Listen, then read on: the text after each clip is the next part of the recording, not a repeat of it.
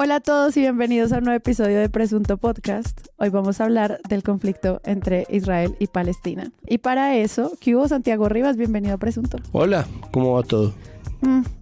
Sí. Viviendo en esta tierra. Van las cosas. Juan Álvarez. Hola, buenas noches. ¿Cómo están ustedes? Bien, Juan Álvarez. Pues nosotros, siguiendo las sugerencias que ustedes nos dan en todas las redes sociales, traemos invitados que nos ayuden a condensar estas historias y estas formas de ver el mundo. Y por eso hoy invitamos a Marta Moya, que es periodista especializada en política internacional y además trabaja como corresponsal internacional acá en Bogotá para muchos otros medios internacionales. Entonces, Marta, bienvenida a Presunto Podcast. No tantos, ¿eh? Bueno, muchas gracias por la invitación. Para 1 millón de medios internacionales, incluyendo Presunto Podcast. Presunto Podcast es un medio internacional, o sea... Queremos darle las gracias a nuestro amigo Iván Ospina del restaurante El Barrio, que hoy nos alimentó maravillosamente, a nuestra invitada también. Muchas gracias, Iván. Y ustedes, por favor, vayan a El Barrio, que queda en Teusaquillo, en Bogotá. Y además pueden visitar la nueva cevichería que acaba de abrir. Delicioso comer el presunto sándwich y la presunta sopa. Recuerden que pueden entrar a presuntopodcast.com, donde pueden seguirnos en nuestras redes sociales, además entrar a la comunidad de Discord, comprar nuestra hermosa mercancía y volverse mecenas o donantes en presuntopodcast.com. Está toda la línea para que hagan parte de esta comunidad. Y ahora sí, comencemos. Juan, ¿de qué no vamos a hablar hoy? Bueno, hoy no vamos a hablar de una seguidilla de informes que está sacando la revista Raya. La última son unos documentos que estaban en la Fiscalía, que salieron de investigaciones de la propia Fiscalía y que tienen que ver con la banda criminal La Cordillera, que es una banda que opera en el eje cafetero en Pereira. Y esta publicación molestó al fiscal Barbosa, quien pues ha estado en los últimos días diciendo que estos informes son basura. Incluso la revista sugiere que el periodista que los saca se siente intimidado con las expresiones del fiscal. Básicamente lo que está pues clave en todo esto es que, por lo que la revista Raya muestra y reclama, es que se trata de informes de policía judicial, de informes de inteligencia y de documentos de investigación de la propia fiscalía. Muy probablemente, uno puede imaginar, son filtrados por personas dentro de la fiscalía que están en esta disputa y en este conflicto, pues de una fiscalía que tiene a mucha gente amedrentada, silenciada, trasladada y que pues parece, lo tenemos muy claro, crece unas investigaciones, esconde otras, intenta precluir algunas más y bueno, creo que la revista Raya está haciendo ahí un trabajo delicado e importante con respecto a estas filtraciones que vienen de la Fiscalía General de la Nación. Esperemos que pues lo puedan seguir haciendo en seguridad, sí, y que no pase nada con los periodistas que están adelantando estas denuncias. Santiago, ¿de qué no vamos a hablar? Complementando con lo que dice Juan, creo que hay dos temas que a mí me llaman la atención de lo nacional. La Fiscalía es uno de esos temas. Está la nueva llamada a juicio, o mejor dicho, la nueva negativa de preclusión en el caso Uribe, con una Fiscalía que está completamente llevada por el estado de opinión en la medida en que reacciona según la viralidad de los casos y según su forma de ver la política, su postura y su ideología, termina siendo lo que determina el curso de sus acciones, lo cual pues es muy dañino para la democracia y también para la legitimidad institucional, porque así como vemos que la Fiscalía parece estar actuando como la defensa de oficio de Álvaro Uribe Vélez, que debería ser el ente acusador, vemos que actúa como un acucioso ente de control en lo que respecta, no debería ser menos que eso, digo, en lo que respecta al caso de Nicolás Petro, pero de ahí en adelante vemos además pues lo que dice Juan, los silenciamientos, los señalamientos, la estigmatización, no la velocidad con la que llegan a semana versus la lentitud con la que corren muchos otros procesos. Entonces es muy difícil no hablar de la Fiscalía como si fuera un ente político más o una especie de cuerpo colegiado político, que no debería serlo, y eso pues es muy lastimoso. Y el otro gran tema pues son los medios públicos, simplemente una escena en la instalación fallida, porque hubo una serie de promesas, pero se falló tanto en instalar la mesa de diálogos con el Estado Mayor Central y se falló también en instalar el cese al fuego bilateral. Se pararon unos campesinos furiosos en el Catatumbo a protestar contra el gobierno y estaban pasándolos en un avance informativo de RTBC, y Songo Sorongo los quitaron. ¿no? Entonces, claro, un avance informativo, entonces se podía decir que no podía acaparar la parrilla de televisión, pero al mismo tiempo puede durar lo que se les dé la gana, porque es un avance informativo, no Claro. tiene que durar, no tiene un formato de duración específica, y lo fueron cortando y lo fueron cortando y lo fueron cortando, y este es un episodio más en una seguidilla de movidas de RTBC hacia mostrarse menos y menos independiente y mucho más dedicada a ensalzar la imagen de Petro, lo cual está generando desconfianza. Entonces, más allá de ponernos a debatir en este momento, que no cabe, si sí o si no y en qué, que ya ojalá lo hablemos en el futuro, pues hay que decir que el clima de desconfianza que esto genera en nada ayuda a la conversación pública. Lejos de pertenecer como una línea de defensa de un gobierno injustamente tratado, se va a ver simplemente como una movida arbitraria por parte de un gobierno que está haciéndose campaña a sí mismo a través de los medios públicos, que hasta el gobierno Duque, porque esto es culpa de Iván Duque y su ministra de las TIC, Silvia Constaín, eran medios independientes, que tenían al menos algo de dientes a través de la autoridad para defenderse y que ahora no tienen cómo defenderse de cualquier tipo de intromisión en la parrilla, y es perfectamente evidente que lo que está pasando es que se está propagandizando. Me parece que eso está muy mal. Sí, tenemos que hacer un episodio de medios públicos y yo creo que va a ser muy cercano al análisis que hagamos de las elecciones locales, porque pues gran parte del cubrimiento de lo que está ocurriendo o la forma en la que se construyen las historias en torno a los candidatos, pues también es porque estamos muy cerca de la televisión pública y de cómo se regula y de quienes hacen parte del poder de las historias en ese lugar. Y lo vamos a hablar, sobre todo porque tenemos 3 infiltrados en Canal Capital. Y pues ya es hora de hacerse la autorregulación, no mentiras. Sí, nuestra gente en Canal Capital.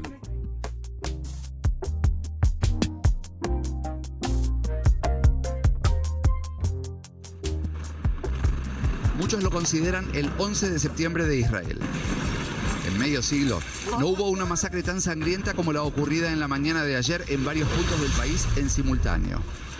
Desde la franja de Gaza fueron disparados miles de misiles en pocas horas. Al amanecer, de día y de noche. Los ataques no cesan. El ejército israelí ha declarado el estado de guerra tras un ataque sorpresa sin precedentes desde la franja de Gaza. La organización islamista palestina Hamas reivindica el lanzamiento de más de 5.000 cohetes este sábado hacia territorio israelí, que han dejado al menos 22 israelíes muertos, según los medios de ese país. Además, milicianos armados de Hamas se infiltraron en el sur de Israel y afirman haber secuestrado... En un video amateur, cientos de jóvenes aterrorizados huyen para salvar sus vidas en medio de un ataque de militantes de Hamas. Poco antes habían estado bailando en una fiesta rave en el desierto, cuando sin previo aviso, combatientes de Hamas empezaron a descender en paracaídas. Otros irrumpieron en automóviles y comenzaron a disparar contra los asistentes. Miles de jóvenes participaron en el festival. De la zona del sur de Israel. A las 8:06 de la mañana hablé con mi esposo, alcancé a hablar con él, él me contestó. Le dije, por favor, regresa, no es solamente misiles, van a buscarles ahora un ejército de terroristas, de asesinos. Me dijo, yo te prometo, te juro que voy a volver a casa, estoy ayudando a sacar a las personas de acá. Él hacía parte de la logística con 2 de sus amigos, que uno de ellos ya tenemos la noticia de que ha fallecido. Ese fue el último momento en el que yo logré hablar con él y luego perdí comunicación. Israel ha ordenado el bloqueo total de la franja de Gaza, sin comida, ni electricidad, ni combustible, y asegura que ya controla las localidades que tomaron los milicianos. Ha sido una noche en la que... Grace, ¿qué dijo el señor Sakut? Es obvio que Israel decidió, con el apoyo de los Estados Unidos y algunos países europeos, cometer un crimen de guerra contra la humanidad con este tipo de ataques que está realizando en contra de Gaza. Nos dice que el vocero del ejército... Por la mañana en la franja de Gaza, donde viven 2 millones de palestinos. El ejército israelí, que ha distribuido imágenes de la operación, dice que los objetivos han sido centros de mando de Hamas y la Yihad Islámica, almacenes de munición y túneles subterráneos, y asegura que alguno estaba dentro de una mezquita que ha quedado reducida a cenizas. Íbamos a rezar en casa cuando sentimos que se nos caía el mundo encima, cuenta esta mujer. Los hospitales están saturados y las morgues también, dice un portavoz del Ministerio de Sanidad palestino, que habla de muchas mujeres y niños entre las víctimas mortales. La historia de esta guerra, como hemos visto, es una larga conversación que incluye muchísimas narrativas que se contraponen, propuestas editoriales y posturas políticas, posturas ideológicas y posturas religiosas, que hace que cualquier tipo de acercamiento cause afiliaciones y cause enemigos inmediatos y cause lugares de enunciación. Y yo creo que eso es lo que vamos a tratar de entender hoy en Presunto, porque siento que es una narrativa que pone en juego la vida de miles de civiles, de millones de personas, versus intereses locales, políticos y pues históricos. Hoy va a ser insuficiente lo que podamos decir sobre el conflicto Israel-Palestina en términos de medios de comunicación, que es lo que nos convoca. Pero sin embargo vamos a intentar desmarañarlo porque pues han pasado muchas cosas. Creo que el primer paso que toca dar, y creo que esto va a ir apareciendo a lo largo de todo el episodio, es que lo primero es que, claro, se trata de una guerra de opinión gigantesca, es decir, estamos metidos en un asunto que tiene mucho que ver con la postura de cada quien y la postura de cada país y el reconocimiento o condena de cada hecho y cuál es la bandera que estás posteando en tu Instagram, ¿no? Y cuál es la bandera que el presidente de tu país está enarbolando en nombre de, ¿no? Entonces, ese tipo de momentos en los cuales la opinión prevalece tanto deberían ser un llamado también a la reflexión sobre cuáles son los ejes que están atravesando toda esta conversación. Y ahí, por ejemplo, empezamos con, para mí, algo que es fundamental y es la precisión en los términos. Cuando uno habla sobre el conflicto palestino-israelí, lo primero es preguntarse si es realmente una guerra. En la medida en que, primero, Palestina no es un estado, Israel sí lo es. La situación en la cual Israel tiene sometida al territorio de la Franja de Gaza, la historia de un país que no ha tenido elecciones en más de una década, hace que sea muy difícil equiparar la violencia como cuando uno está en una guerra, ¿no? La guerra se ejerce contra algo que se supone que es casi igual de grande, muchas veces hecho de forma injusta, como la guerra contra las drogas o la guerra contra el terrorismo. La guerra tradicionalmente se hace entre dos países que se supone son rivales equiparables de alguna manera. En este caso, la primera palabra que entra en juicio, pues por orden de aparición, pues es esa. ¿Es esto una guerra? ¿Qué es? Bueno, al final yo creo que nos tenemos que remontar hace muchos años atrás, después de la Segunda Guerra Mundial, ¿no? Cuando empiezan a configurarse esos estados, el estado judío, ¿no? Israel, y nunca hay ese reconocimiento equitativo al estado de Palestina.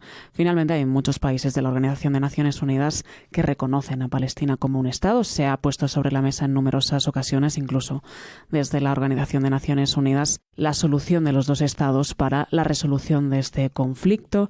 Y claro, para lo que unos es una guerra, para otros al final es un movimiento de resistencia para legitimarse como un Estado, ¿no? En estas últimas horas, días, hemos escuchado a los miembros del ejército israelí y del gobierno israelí diciendo que están atacando las posiciones de Hamás en la Franja de Gaza para defenderse de un ataque salvaje como el que cometieron los miembros de esta milicia islamista el pasado sábado. Israel ataca en legítima defensa, pero ataca a una población que está totalmente sitiada, bloqueada desde hace muchos años por la propia Israel. Entonces, para quienes unos son terroristas, Hamás, para otros son guerrilleros en busca de la liberación del pueblo palestino. Entonces, claro, buscar esos términos adecuados es muy difícil cuando hablamos de un conflicto tan enquistado que lleva muchos años sobre la mesa, que ha tenido sus altos y sus bajos, pero que al final cada parte y cada parte aliada de cada parte pues ve de una manera. Hay tipos de declaraciones como esto es un acto terrorista no provocado. Hay titulares de ese tipo y hay otros que son este es una respuesta completamente justificada de los rebeldes que están en Palestina, mientras en otro lado periodistas enfatizan el hecho de que jamás puede ser o no un grupo terrorista, y así como que en todas partes donde tú ves encuentras esa lucha. Y yo siento que incluso en este momento yo estoy pensando cuáles son las palabras que vamos a usar en el podcast para tratar de comprender esto sin caer como en fundamentalismos nosotros tampoco. Sí, porque yo creo que no hay palabras. No las hay, están todas cargadas. Exactas para referirse a esto, porque tampoco somos ninguna de las partes, ¿no? Sí. Vemos el conflicto desde muy lejos y finalmente no somos víctimas ni de un lado ni del otro y nos miramos esto con una cierta distancia. Por tanto, emplear una palabra u otra pues puede ser bastante equivocado, ¿no? De alguna manera. Sí. Hay una narrativa en el cubrimiento que me parece muy clara y que me parece que me remonta casi a mi infancia, y es esta idea como de que este tipo de conflictos, Marta incluso lo acaba de gesticular, requieren como de volver al pasado, ¿no? Hay como que remontarse, hay que pensar en el pasado. Sobre todo. Sí, y pues, o sea, uno puede de junkie meterse a YouTube en este momento y hay videos por miles que empiezan o en el siglo XIX o en 1947 o en estas guerras a partir de entonces. Es decir, como que hay unas marcas de tiempo que siempre parecen conducirte a esa idea de hay que ir atrás para entender algo. Pero leyendo como todo este cubrimiento que desata esta especie casi, me parece a mí a veces como de fascinación explicativa por la historia y por el pasado, hay una línea que me parece menos presente, al menos en el cubrimiento que alcancé a leer y que le quería preguntar a Marta por él, y es que está esta idea un poco más reciente de que había un contexto político en Israel con Netanyahu radicalizándose, tratando de hacer una reforma al poder judicial, que es una cosa muy reciente, creo que es una cosa de los últimos 6 meses. En este momento está Israel con la reforma judicial. Sí, exacto. Desde principios de año más o menos. Exacto, pero una cosa que tiene más o menos en estas líneas del tiempo, ¿no? Que nos dicen esto se puede explicar desde muy lejos. Quería un poco contrastar con esta idea más del presente, ¿no? ¿Cuál es el presente de Israel que hace que ese país aparentemente esté dividido, y si esta radicalización y si estas alianzas con la ultraderecha algo tienen que ver con esto, o si efectivamente pues esto siempre se podrá explicar es con esta idea de volvamos a la caída del Imperio Otomano? Volvemos a situar el punto de inicio de este conflicto en diferentes momentos de la historia. Si tenemos que hablar un poco de lo que ha pasado en estos últimos meses, finalmente, pues el tema de la reforma judicial incluso llegó a enfriar un poco las relaciones entre Estados Unidos e Israel, ¿no? Porque finalmente esa reforma habla de que todo el poder recaiga en el legislativo, ejecutivo, y el poder judicial quede bastante reducido, ¿no? Y esto había generado bastantes tensiones, no solo al interno del país, sino también entre algunos de sus aliados históricos. Claro, Netanyahu ahora mismo gobierna con una coalición de partidos, de la derecha a la ultraderecha, y que le exigen un cierto nacionalismo quizá más exacerbado de lo que ha ocurrido en tiempos pasados, ¿no? El ministro de Defensa, el ministro de Economía, o sea, son figuras verdaderamente muy a la derecha, el ministro de la Policía. O sea, generalmente estas piezas tienden a aunar ese gobierno con base en el nacionalismo, volver un poco a la raíz de ese Estado judío que en las últimas décadas quizás se había desdibujado en algunos momentos de la historia. Entonces, evidentemente había una brecha en la propia sociedad israelí, con una parte de esa sociedad civil que estaba en contra de la deriva autoritaria que estaba llevando a cabo el gobierno de Benjamin Netanyahu, y que lo estaba expresando cada sábado rigurosamente en las calles en contra de esa reforma judicial, ¿no?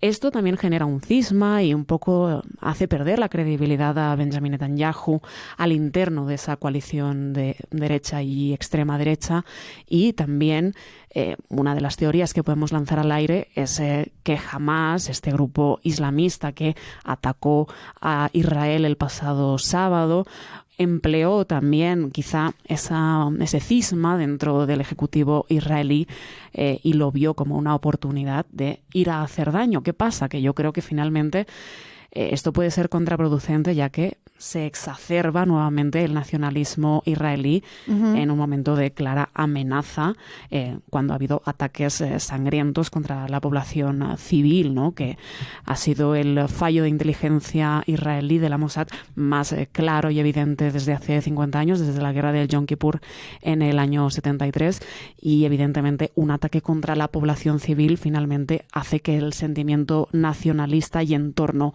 a el cuidado de la propia patria, del propio Estado, crezca y se exacerbe mucho más. Esa era justo otra de las grandes narrativas del cubrimiento, el fracaso colosal del aparato militar de inteligencia israelí. Esto fue parte de la noticia, porque al usar el sorprendente los tomó por sorpresa. Eso también hace parte de cómo se cuenta esa historia, también para que nosotros entendamos desde lejos cómo funciona la inteligencia militar israelí.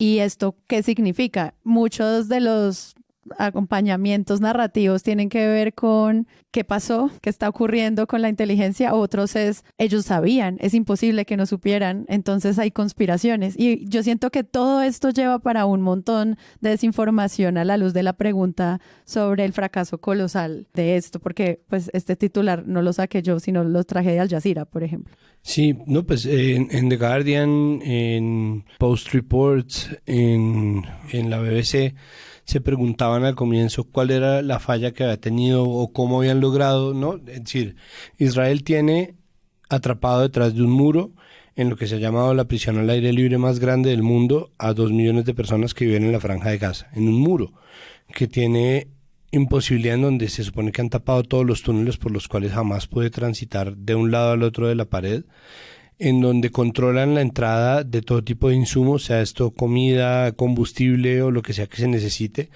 en donde se ejerce violencia contra la población civil palestina constantemente, todo sobre la idea de una estrategia de guerra que es la guerra vigilada.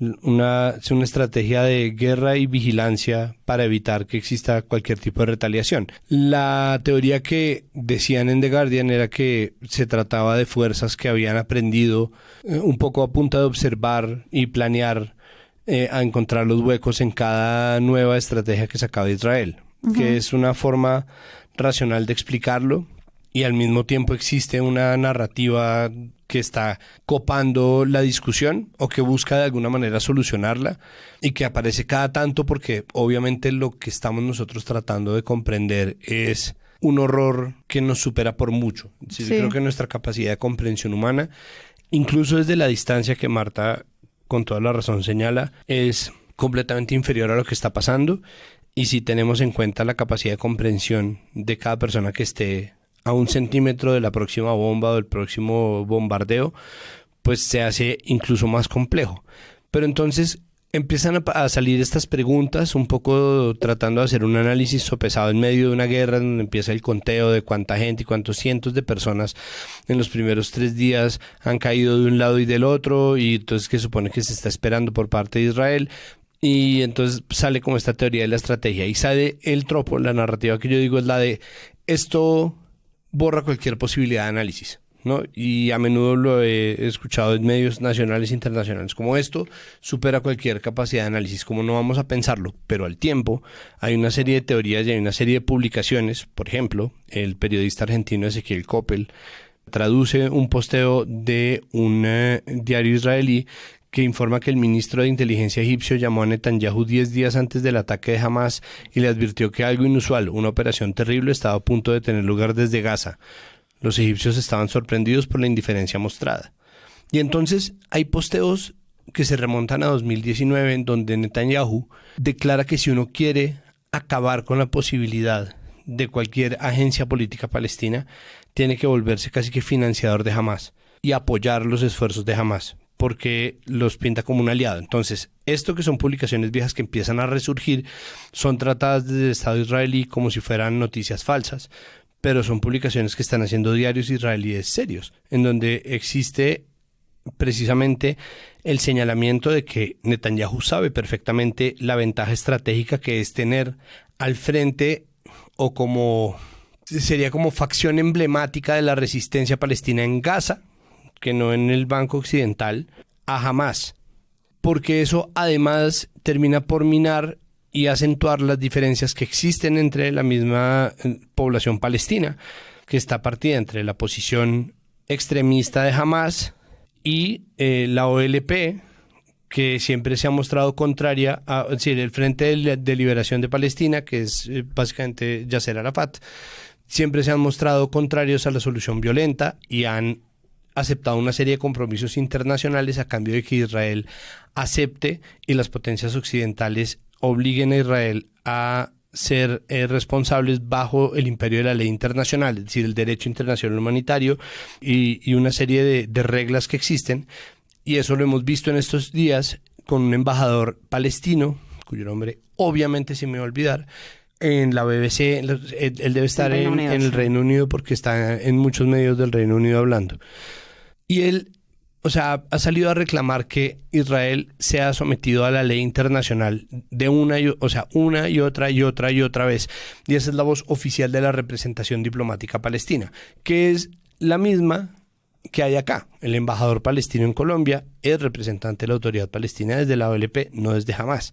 Entonces, estas publicaciones en las cuales hace parte de la estrategia de Netanyahu hace que nosotros entonces empecemos a tratar de desenredar un cuento que en el pasado recientísimo se enreda más, porque entonces ¿qué papel está jugando? No como que Hamás sea realmente un aliado, pero que Netanyahu sabe que Hamás va a ser el punto desde el cual pueda montar una guerra que en el discurso se ampare precisamente en estos ataques y en la retaliación en nombre de y este es otro término que me gustaría dejar ahí en la salmuera de la precisión, legítima defensa. A propósito de esto que está diciendo Santiago, justamente... Hashtag teorías de conspiración. No, pero ese es mi punto. Lo quiero matizar hacia el desescalamiento de la teoría de la conspiración, porque El País de España entrevista a un exministro de Relaciones Exteriores de Israel, Shlomo Ben Ami, y la tesis del hombre en la entrevista está resumida en la bajada del artículo que dice: el exministro de Exteriores israelí considera el ataque de la milicia palestina como uno de los mayores crímenes contra la paz y acusa a Netanyahu de haber fortalecido a Hamás ninguneando a la Autoridad Nacional Palestina. Es decir, esta radicalización de la derecha que ha hecho que esa Autoridad Nacional Palestina, que es un poco el ala moderada, si quieren, de este pueblo palestino y de esta defensa de la causa por el Estado palestino, al pasar unas décadas de ningunear y de maltratar y de socavar la autoridad de ese tipo de interlocutores, ha terminado fortaleciendo de facto estas milicias guerrilleras terroristas o que cometen actos terroristas. Esto se ha repetido infinitamente en las últimas horas, en los últimos días, pero recordemos, Hamás no es Palestina. Palestina está dividida, son 2 territorios, incluso 3 si queremos contar a Jerusalén Este. La autoridad palestina, la OLP, Al-Fatah gobierna en la Cisjordania ocupada, Hamás gobierna de facto en la Franja de Gaza desde el año 2007, después de ganar unas elecciones. Y evidentemente hay unas luchas fortísimas internas entre los pueblos palestinos por ver quién es el valedor de esa causa palestina que, a menudo se ha desdibujado también entre las distintas facciones, ¿no?, que luchan por esa misma causa desde diferentes ángulos y con diferentes objetivos, ¿no? Porque, por ejemplo, la OLP, Fatah, que es quien gobierna la Cisjordania ocupada, no tienen el objetivo de Hamás, que es desintegrar la idea del Estado judío, ¿no? Hamás no reconoce a Israel como un Estado. La OLP y Fatah y la Autoridad Nacional Palestina, con Mahmoud Abbas a la cabeza, no tienen este argumentario y estas bases en su discurso, ¿no? Entonces, yo creo que, Netanyahu evidentemente puede sacar un partido de toda esta situación. Ahí está las imágenes, ¿no? Publicaba hoy mismo unas imágenes fortísimas de el ejército israelí bombardeando edificios, probablemente muchos de civiles en la Franja de Gaza. Y esto también tiene su eco en algunos medios israelíes. Por ejemplo, yo leía el editorial del Haaretz, es un medio israelí consolidado, en el que básicamente le echaba la culpa a Benjamin Netanyahu de toda esta nueva escalada militar, ¿no? Y decía, para que esto esté en vías de una eventual solución, lo primero que hay que hacer es que Benjamin Netanyahu dimita. Y sobre las teorías, ¿no?, de cómo se pudo romper ese cerco en la Franja de Gaza y que jamás penetrara en territorio israelí, al final ahora mismo todo son teorías y luego vendrán las investigaciones. Yo he leído mucho estos días al respecto del tema y claro, estamos hablando de que Golda Meir, quien era primera ministra israelí en la guerra del Yom Kippur en 1973, tuvo que dimitir después de esas primeras investigaciones que, hablaban de cómo Egipto y Siria pudieron entrar tanto por el Sinaí como por los altos del Golán en Siria y entrar en territorio israelí. Después de las primeras investigaciones, la primera ministra tuvo que dimitir. Veremos si al final este es el mismo final para Benjamin Netanyahu. Todavía, como él mismo decía, nos enfrentamos a una guerra larga y agotadora presumiblemente, entonces las investigaciones también tardarán lo suyo en llegar y en que nosotros las conozcamos. Pero de esas primeras lecturas que dices que has hecho, ¿qué primera información parece haber? O sea, hay algo claro, porque no fueron los túneles, ¿no? Se supone que hay estos túneles y no está claro todavía ni siquiera eso. Quizá la tesis más válida es que todo esto se tuvo que gestar y preparar durante meses, si no años, ¿no? Porque evidentemente estamos hablando, como decía hace unos momentos Santiago, de una frontera y una valla electrificada y de un territorio que está totalmente aislado del territorio israelí del otro lado, ¿no? Hablamos de que hay francotiradores israelíes en una colina que está a poco menos de 1 kilómetro de la valla, de que está todo perfectamente controlado, custodiado, ¿no? controlado por las fuerzas israelíes. Y en ese momento, pues los guardias fronterizos no estaban, pudieron reventar esos sistemas de seguridad que operan en la propia valla.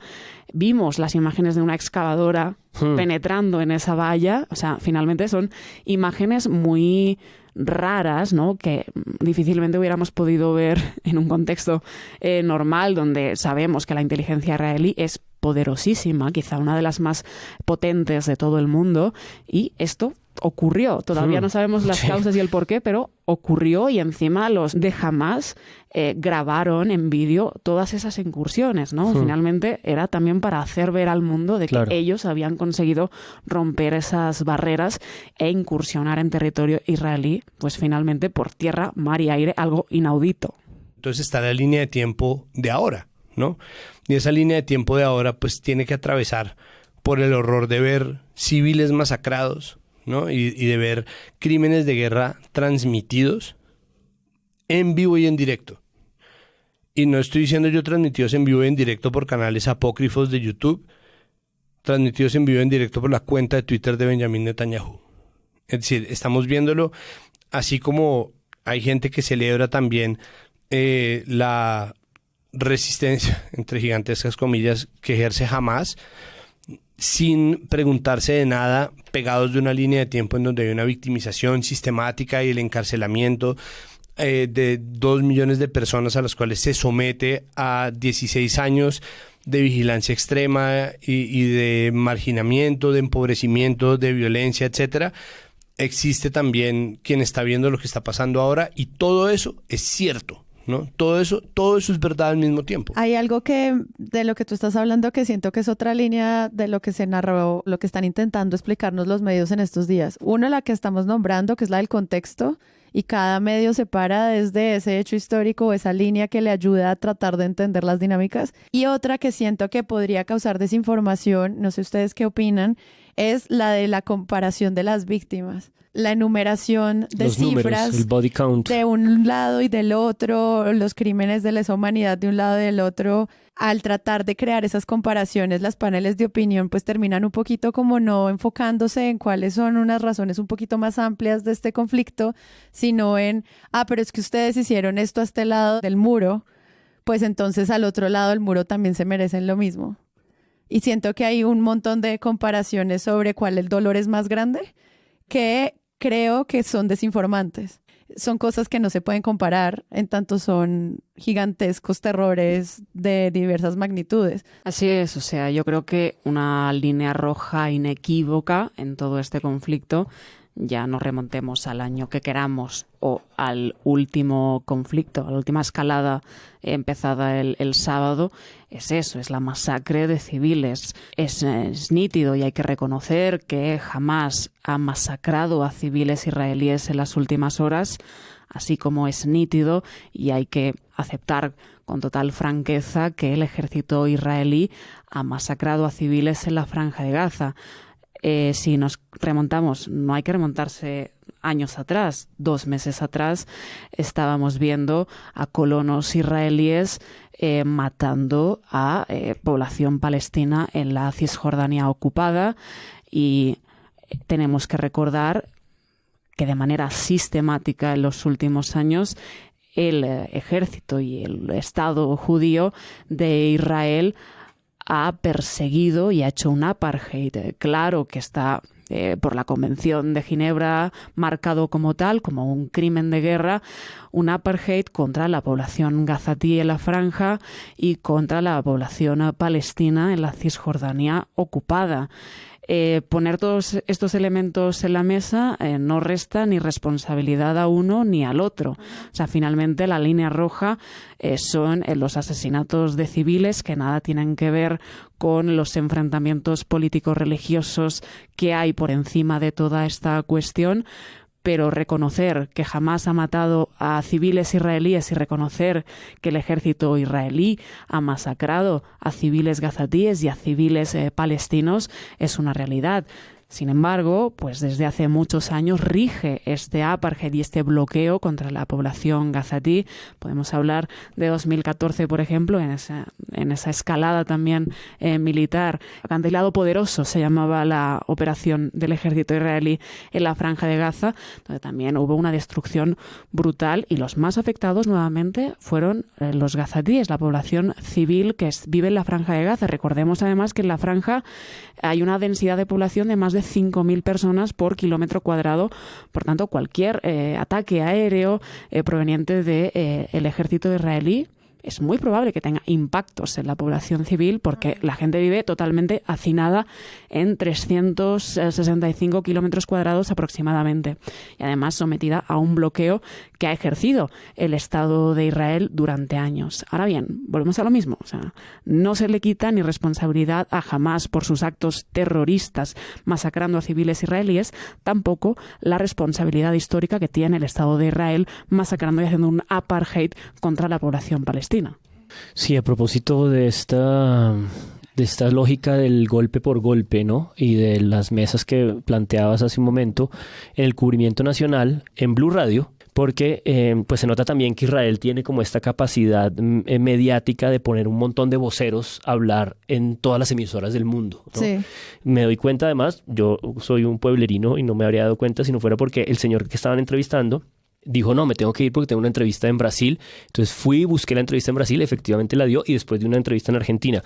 Se llama el capitán Ronnie Kaplan, es el portavoz del ejército israelí para América Latina y era un reservista. O sea, el tío estaba trabajando de odontólogo en otra cosa y el lunes o martes se puso su uniforme y se vino a las oficinas de no sé dónde a hacer todas estas entrevistas.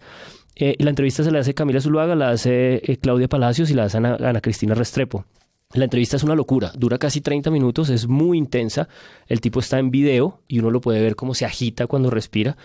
Ellas tratan de hacer pues una entrevista como muy extraña porque todo el tiempo están en esta lógica, por supuesto, condenamos el ataque terrorista, ¿no? ¿Sabes? Esta cosa de no tener matices con eso, pero le hacen ciertas preguntas difíciles. Le empiezan a preguntar por la radicalización de Netanyahu, por el contexto actual, le preguntan por el cerco que están anunciando y que esos son crímenes de guerra, y no, le empiezan a hacer preguntas duras. El tipo se va calentando, el tipo todo el tiempo un poco está en el discurso de que ellos son pues una civilización que es capaz de entender las sociedades multirreligiosas, las plurirreligiosas, y que en cambio pues los fundamentalistas yihadistas no.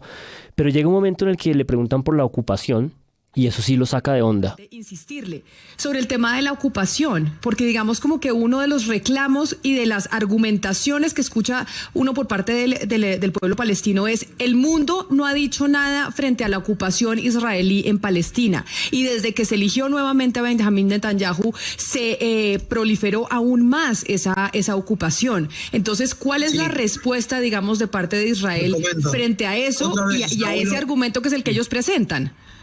¿Cuál es su nombre? Camila Zuluaga, capitán. Camila, mira. Israel se retiró unilateralmente de la Franja de Gaza en el año 2005. No hay tal ocupación. No hay ningún tipo de ocupación en la Franja de Gaza. El Hamás dio un golpe de Estado en la Franja de Gaza, matando a cientos de activistas de la Autoridad Nacional Palestina en el año 2007. No hay ocupación en la Franja de Gaza. No hay ni un israelí, ni un solo israelí en la Franja de Gaza desde ese momento.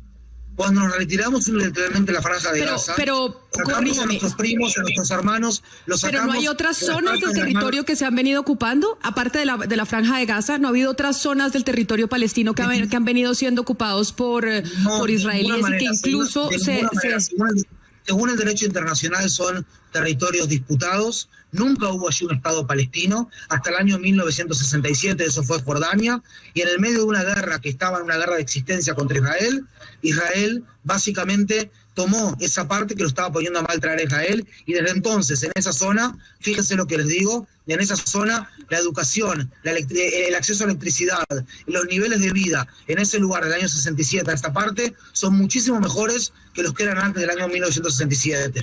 Venir y decir que, o sea, hay acá casi que un crimen en venir y decir que por una situación política compleja alguien puede venir y volarle los sesos a bebés, a madres, a padres, matar a familias enteras y matar a un montón de gente. Hay que entender lo que está por detrás de una ideología. Directamente dice, pero ¿cuál ocupación? No hay ocupación. Israel nunca ha ocupado territorios.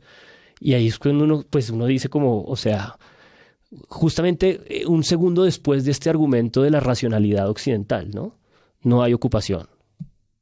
Queda uno un poco frío. No, pues esto es una cosa que, por ejemplo, se queja Samuel Noza en Twitter, que pone: ¿cómo va a salir el portavoz de Israel a decir en la W Radio que los palestinos se autosecuestraron en Gaza para luego sacar fotos y conmovernos? ¿Y cómo es que nadie contrasta ni le contrapregunta, ¿no? Como nadie contrasta ni desmiente. Es inentendible. Ustedes tienen que entender mejor, por favor, que lo que hace esta gente en Gaza, los gobernadores de Gaza, los terroristas de Gaza, esos toman a la población civil allá como rehenes y después culpan a Israel. Y es muy fácil demostrar después imágenes de gente que muere, que sufre, que pasa hambre y después echar la culpa a Israel. Es muy difícil porque son imágenes muy... Y ahí empieza una cosa que tenemos que empezar a mirar. Yo pienso que en términos de comparaciones hay algunas comparaciones que son válidas y hay otras que no. E incluso la ley internacional tiende a decretar qué comparaciones son válidas y cuáles no. Cuando nosotros estábamos en el paro de 2019 y en el paro de 2021 hablamos mucho sobre el principio de proporcionalidad.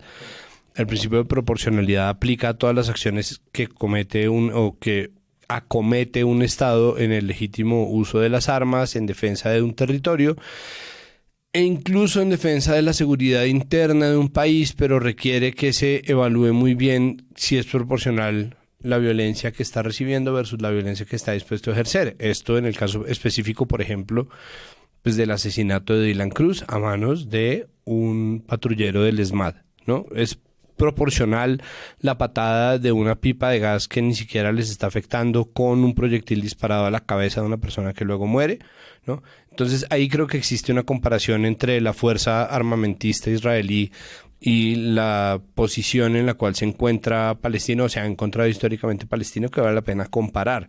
Y en esa comparación además empezaría a entrar pues el carácter de Estado que tiene Israel versus el no carácter de Estado que tiene Palestina, el apoyo irrestricto por parte de las potencias occidentales que apoya y soporta no solamente en términos discursivos sino también económicamente la operación armamentista israelí, y esto ha tenido altas y bajas, pero siempre existe un apoyo irrestricto a Israel por parte de Estados Unidos, que puede llegar a extremos como que Trump ponga la embajada no en Tel Aviv, capital administrativa israelí, sino en Jerusalén. Sí, eso fue un acto de agresión. Que es un acto de provocación y que al mismo tiempo vino en un gobierno que se dedicó a tratar de cerrar normalización de relaciones diplomáticas entre Israel y otros estados árabes e islámicos.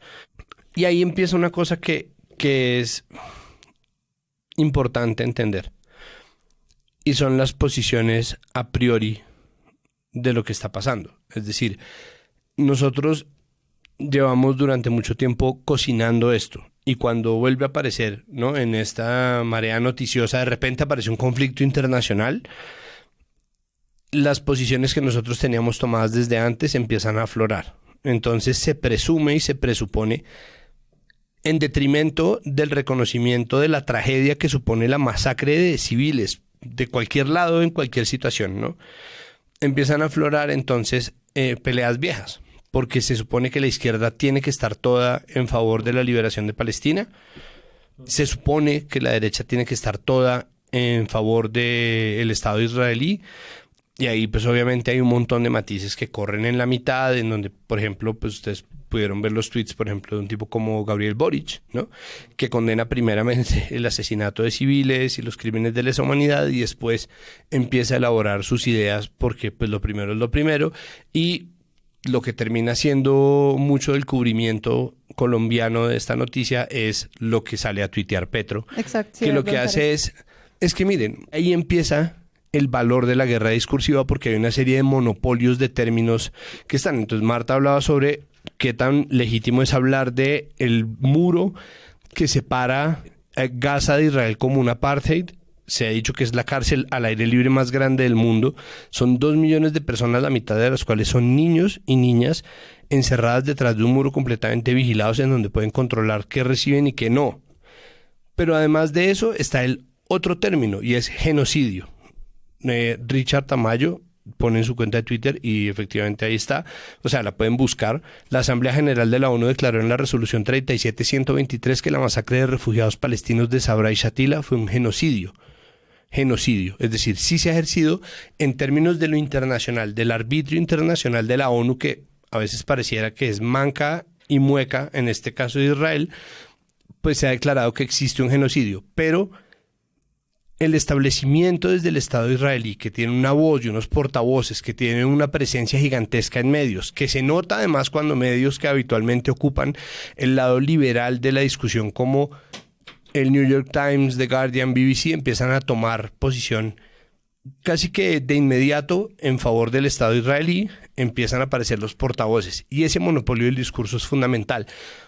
Pero la ONU sí ha decretado que se trata de un apartheid, sí ha decretado que se trata de genocidio ejercido contra un pueblo palestino y sin embargo no se han tomado las medidas. Entonces ahí es donde yo creo que empieza a jugar la trampa diplomática gigantesca que es Israel. Un poco porque para eso la pusieron, porque es imposible tramitar las cosas en Medio Oriente sin pasar a través de Israel, sin pasar por Israel, sin la vigilancia de Israel, sin el poder de Israel, que es un poco como un cuartel general de todos los otros. Y es la razón, además, por la cual pareciera que no quieren resolver este asunto de ninguna otra manera que no sea perpetuando por siempre esto. Esto que hay, no exterminando de forma directa e inmediata al pueblo palestino, pero al mismo tiempo no permitiendo que exista la posibilidad de una solución viable ni siquiera en el mediano plazo, ¿no? Y esto se perpetúa y se perpetúa y se perpetúa y se perpetúa en gran parte gracias a ese monopolio del discurso, ese monopolio del dolor y ese monopolio de las comparaciones, que es lo que convierte el Twitter de Petro en un asunto tan problemático en estos últimos 3 días. ¿Petro? Que no. De es que todo ha y dicho de nada. todo. O sea, decidió, Sí, para decirlo en el audio. decidió convertir los canales diplomáticos en su cabeza y decir de todo y nada. O sea, Porque eso también, pues las declaraciones que hagan los presidentes también afectan las declaraciones que hagan sus cancillerías. El fuerte conflicto armado que existe actualmente entre Palestina e Israel, luego de que Hamás perpetrara un ataque contra Israel desencadenando una nueva guerra en la zona. Decenas de países se han pronunciado repudiando las acciones terroristas que han cobrado la vida de centenares de personas y brindando su apoyo principalmente a Israel. Sin embargo, la postura del presidente Gustavo Petro en este conflicto ha ocasionado bastante polémica, pues el hecho de que hiciera un llamado a retomar de manera urgente el diálogo entre ambas partes, en vez de condenar las acciones de Palestina, como ha hecho la mayoría del mundo, lo ha puesto en el ojo público e incluso ha ocasionado que se le cuestionen sus ideales. Ha estallado de nuevo la guerra entre Israel y la Gaza palestina. En mi discurso en Naciones Unidas mostré cómo el poder mundial trataba de una manera la ocupación rusa sobre Ucrania y de otra muy diferente la ocupación israelí de Palestina. Mis votos van porque se instaure un diálogo de paz donde se reconozca de manera integral el Estado palestino, escribió el mandatario desde su cuenta de X. Asimismo, en un hilo de mensajes publicados en la red X, el jefe de Estado colombiano recordó haber denunciado anteriormente el cómo se trataba a Palestina. Quizás fui el único presidente del mundo en denunciar en Naciones Unidas cómo se trataba con hipocresía por parte de los grandes poderes mundiales la ocupación rusa de Ucrania y la ocupación israelí de Palestina. ¿Cuál es la diferencia entre Ucrania y Palestina? ¿No es hora de acabar ambas guerras y otras y aprovechar el corto tiempo para construir los caminos para salvar la vida en el planeta?, cuestionó el jefe de Estado. Asimismo, el mandatario expuso que... Simplemente retomando un poco el tema de Estados Unidos, hoy martes 10 de octubre salía Joe Biden a expresar su apoyo inequívoco al pueblo israelí y al gobierno de Benjamin Netanyahu. Incluso un grupo de demócratas coqueteado con la idea, y ya se la ha presentado al presidente del gobierno estadounidense, de crear un presupuesto compartido, una partida de ayudas combinada para Ucrania e Israel. Sí, que esa es otra historia que le llega al consumidor de noticias, y es la comparación de las guerras y de los conflictos Ucrania-Rusia. La adición. Sí, y siento de nuevo que eso es injusto con los tipos de dinámicas que viven esos países, con sus tipos de alianzas y también con la forma en la que se construyen esos conflictos. Y eso otra vez hace que la gente tome posturas desinformadas.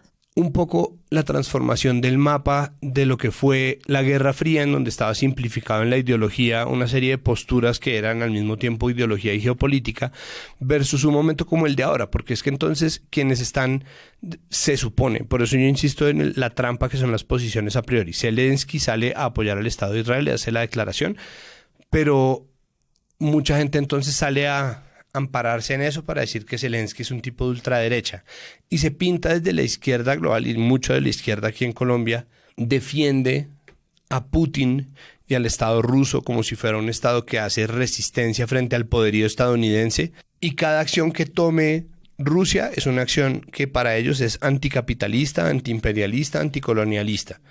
Eso es una locura, ¿no? Como Rusia pasa, por ejemplo, a apoyar a los gobiernos dictatoriales en Siria, al gobierno dictatorial en Siria, frente a una resistencia que está amparada por, ahí sí, los ejércitos de Estados Unidos o por la cooperación armamentista, que generan conflictos que son muchísimo más complejos que la simple ideología y la simple geopolítica, o que son geopolítica que lleva las ideologías al extremo, y aquí es imposible configurar un discurso.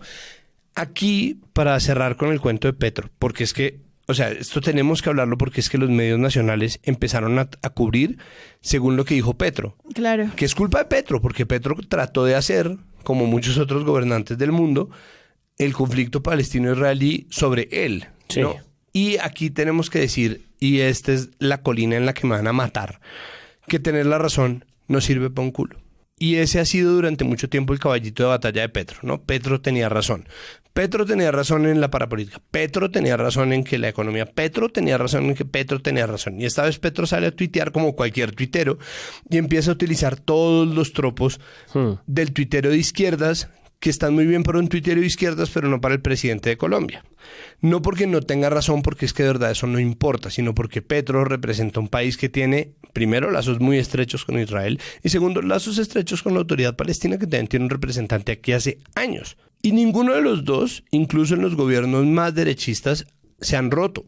Y eso tampoco ha mermado muchos de los distintos grises que pueblan esta conversación, como un antisemitismo que sí está agazapado y oculto, esperando a que aparezcan estos conflictos para saltar a hacer ataques que son injustificados y que terminan ensuciando una conversación que de otra manera podríamos tener de una forma más tranquila.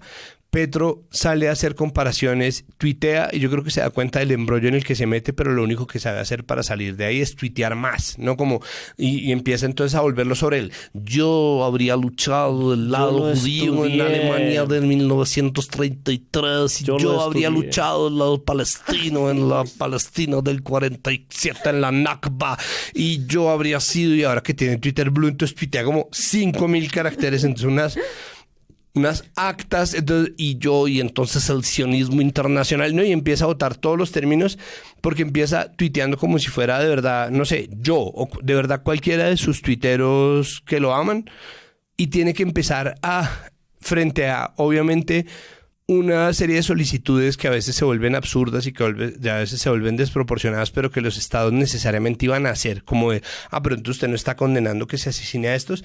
Pues el man se mete en una guerra de opiniones en donde ya lo están tildando hasta negacionista del holocausto, que no lo es, claramente no lo es, pero se está metiendo en unos fangos ridículos Y eso lo aprovechan los medios colombianos para volver otra vez este conflicto internacional en donde hay gente muriendo y que nosotros tendríamos que entenderlo para tener herramientas para pensar qué es lo que vamos realmente a opinar o a sentir sobre este asunto, qué es lo que nos conecta con la dimensión humana de este conflicto y qué es lo que es política puerca, qué es lo que es racismo, qué es lo que es antisemitismo y qué es lo que verdaderamente corresponde a la responsabilidad de los estados, y lo volvieron otra vez una noticia nacional sobre Petro.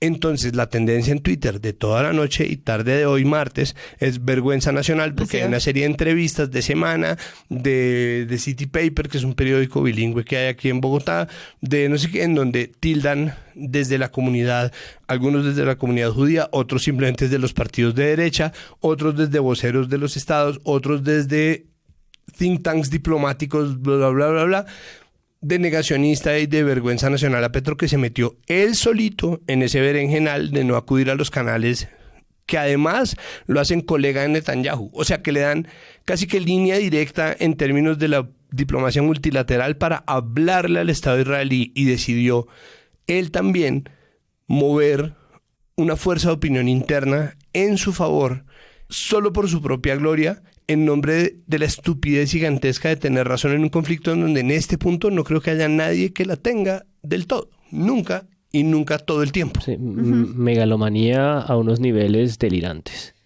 Las dificultades que estas narrativas le traen a los periodistas, y también como las dificultades que eso les puede presentar a la hora de hacer su trabajo dentro de las redacciones, porque de nuevo es a quienes invitamos, quienes pueden darnos una razón. Es momento pronto de hablar con las víctimas, es ya el momento de hacerlo, o esperamos a que se solucione un poco el tema humanitario. Es el momento de invitar a este o a este experto qué postura tiene en ese berenjenal que estaba planteando Santiago, en el que pues si tú dices una palabra ya te consideran completamente de un solo color posible. Entonces creo que hay unas preguntas en las redacciones que creo que son súper complejas, y que como este es un conflicto tan largo pero que tiene una escalada tan alta, es difícil yo creo que de evaluar lo que está pasando para la toma de decisiones de los comunicadores. Es bien complicado. En las últimas jornadas ha habido discusiones, ¿no?, editoriales sobre hasta dónde tenemos que nombrar a Hamás, hasta dónde tenemos que justificar que la respuesta a ataques terroristas de Hamás sea vamos a acabar con toda Gaza, hasta dónde lo podemos nombrar como un exterminio, un genocidio o unas intenciones de que existan estas cuestiones, ¿no? Es bien complicado. O sea, yo creo que al final lo que tenemos que hacer también como consumidores, no solo como periodistas, también como consumidores de noticias, es acudir a fuentes fidedignas, porque también está habiendo muchísima desinformación en las últimas horas al calor de eventos dantescos, como es, por ejemplo, el secuestro de rehenes, las violaciones a mujeres presuntamente secuestradas por Hamás, el degollamiento de bebés en los kibutz israelíes atacados por esta milicia palestina. El kibutz Kfar Aza fue otro escenario de un salvaje ataque de Hamás. El ejército israelí llegó a la aldea destruida casi en su totalidad. En la entrada, carros quemados y cuerpos en las calles. Pero al interior de las viviendas, otra muestra del horror provocado por el grupo terrorista islamista. Unos 40 bebés habrían sido masacrados, algunos de ellos decapitados.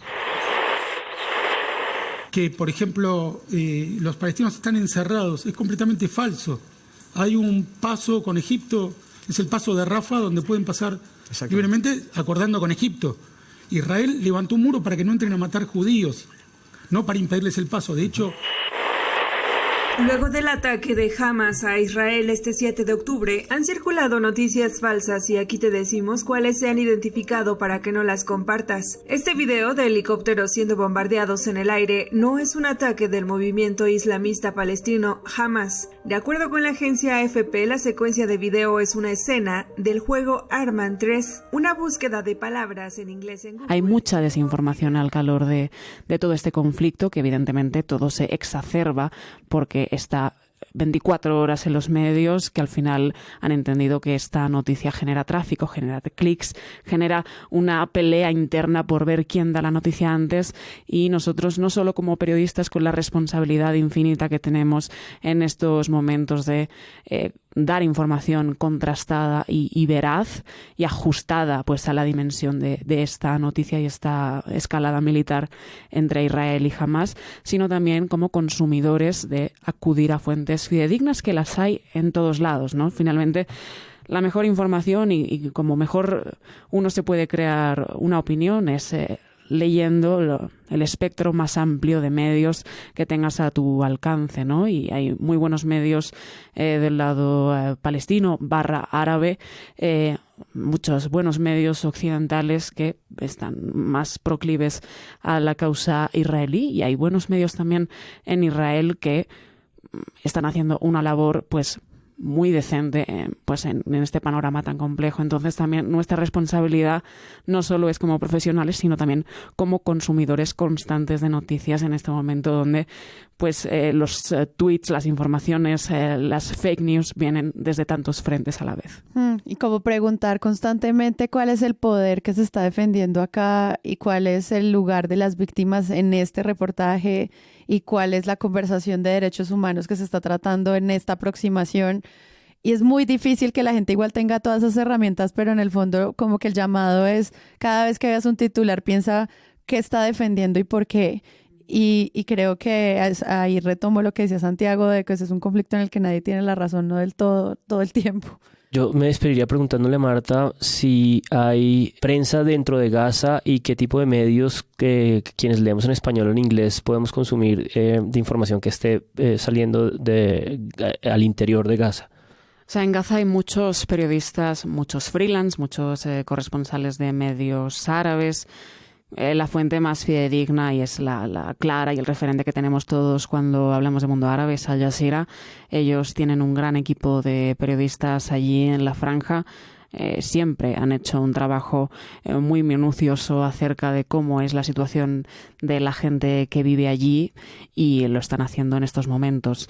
Al Jazeera siempre es un buen referente para hablar de información en el mundo árabe, y en estos momentos están haciendo un muy buen trabajo en el interno de la Franja de Gaza, también desde el otro lado, y siempre pues hay que seguir Al Jazeera porque no solo transmiten en árabe, también en inglés tienen una página web excelente y también tienen un canal 24 horas donde emiten constantemente pues las últimas novedades de este conflicto. Nunca jamás en mi vida había visto una cuenta de Twitter de Breaking News de Al Jazeera en árabe que lanzara pushes cada aproximadamente 2 minutos. O sea, esto da muestra de la relevancia que está teniendo pues esta escalada militar desde el pasado sábado. Y por eso es siempre importante, vuelvo a concluir con esta idea, informarse por vías pues fidedignas, veraces, y contrastar la información en un momento donde las fake news pues muchas veces empapan todo, ¿no?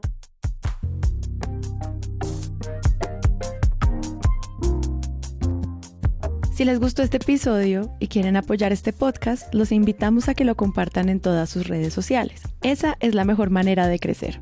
Presunto Podcast es producido por Sara Trejos con el análisis de Santiago Rivas, María Paula Martínez, Juan Álvarez y Andrés Páramo. La postproducción la hacemos Rodrigo Rodríguez del Oro Podcast y yo. Nuestra asistente de producción es Paula Villán de Sillón Estudios. Les invitamos que visiten presuntopodcast.com, donde pueden ser donantes y parte de la membresía de Presunto. Con su ayuda podremos financiar este proyecto y diseñar mejoras para ser sostenibles y salir cada semana. Al mismo tiempo, en la misma página pueden encontrar el ingreso a nuestra comunidad de Discord, que si no saben qué es, imaginen un superchat donde cada tema tiene su propio canal, desde una selección de memes y titulastres, pero también canales de crítica de medios sobre periodismo de género, internacional, ciencia, político, cultural y chequeos. También pueden escucharnos en nuestro canal de YouTube y en todas las plataformas de podcast. En algunas de esas plataformas nos pueden dejar calificaciones y comentarios. Eso siempre ayuda a que otras personas nos encuentren. Presunto Podcast es producido en Sillón Estudios, una red de podcast independiente donde pueden encontrar otros podcasts. Gracias a ustedes por escuchar. La próxima semana esperen un nuevo episodio.